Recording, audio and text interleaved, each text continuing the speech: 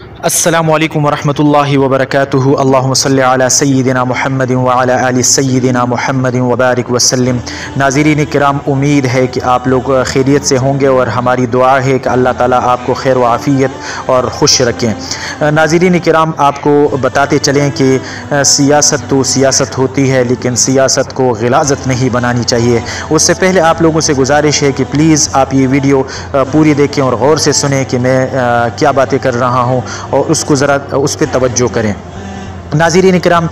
یہ تازہ ترین ویژول ہے اور ویڈیو فوٹیج ہیں غار حرا کی، جو پاکیزہ جگہ ہے اور جو پاک جگہ ہے، جہاں پہ عازمین حج اور عازمین عمرہ وہاں جاتے ہیں اور ان کی زیارت کرتے ہیں، اور یہ وہ پاک اور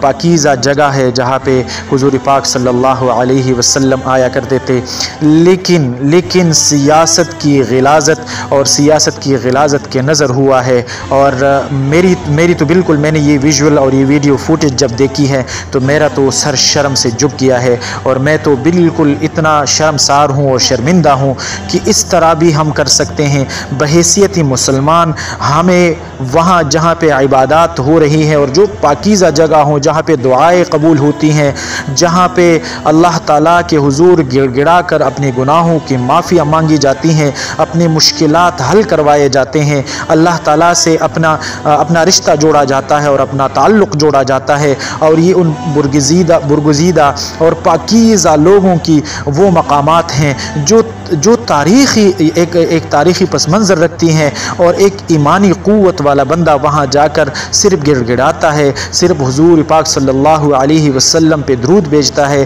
اللہ سے معافیاں مانگتا ہے، اللہ سے اپنے گناہ معاف کرواتا ہے۔ لیکن ناظرین کرام، میں تو بہت دکھی دل سے یہ آپ سے گزارش کر رہا ہوں، اور یہ جو میں کچھ کہہ رہا ہوں، میں بہت دکھی دل سے آپ سے کہہ رہا ہوں کہ سیاست کے غلاظت کے نظر ہو گیا ہے، اور خصوصاً بحیثیت پاکستانی میرا تو سر شرم سے اور بھی جھک گیا ہے کہ وہاں پہ پاکستانی جا کر،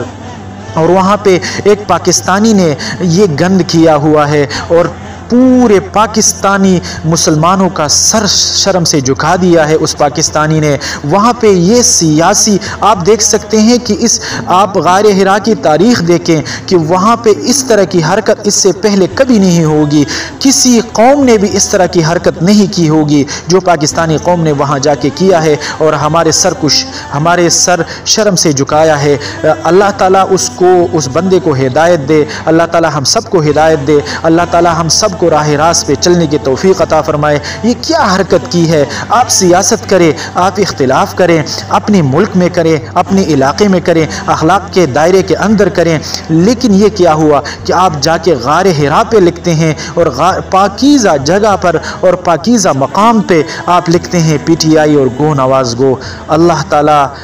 تعالیٰ ہم سب کو ہدایت نصیب فرمائے، اللہ تعالیٰ ہمیں صراط مستقیم پہ چلنے کی توفیق عطا فرمائے، اللہ تعالیٰ ہمیں ایمان کی سلامتی عطا فرمائے، ایمان کی زندگی اور ایمان کی موت عطا فرمائے۔ میرا تو دل بہت دکھی ہے، اللہ تعالیٰ ہم سب کا عام و ناصر ہو،